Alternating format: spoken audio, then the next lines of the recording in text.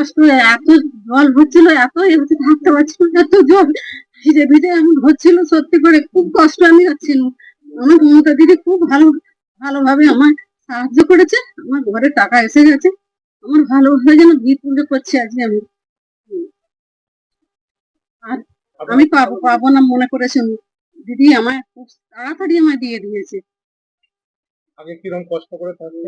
আগে জল পড়তো, সে ভিজে ভিজে থাক, সারা রাত ঘুমোতো না, বসেই থাকতো, সারা রাত ঘুমোতো না, বসেই আছে।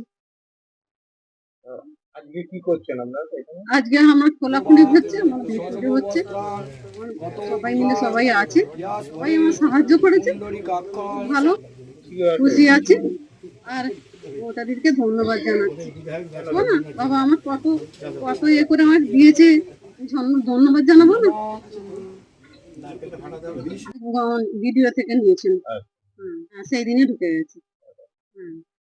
হ্যাঁ, ছাপ পাচ্ছি মোটামুটি।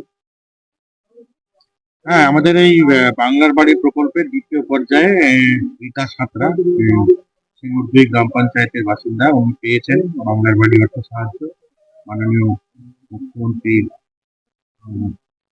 অনুকূল্য যেটা পেয়েছেন উনি, সেটা দিয়ে আজকে উনি বাড়ি শুরু করলেন।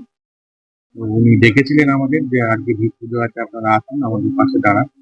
তো সেখানে ভালো লাগছে যে উনি টাকা পেয়ে সঙ্গে সঙ্গে কাজ শুরু করছেন।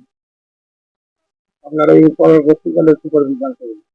হ্যাঁ, সেটা তো নিয়ম মাফিক যেমন যেমন সময় আসার দরকার সেই সময় এসে আমরা বাড়ির অগ্রগতি পর্যবেক্ষণ করবো এবং যেমন যেমন রিপোর্ট দেওয়ার কথা রিপোর্ট দেবো এবং পরবর্তী যে ইনস্টলমেন্ট গুলো পাওয়ার কথা সেটা পাবেন সময় মতন।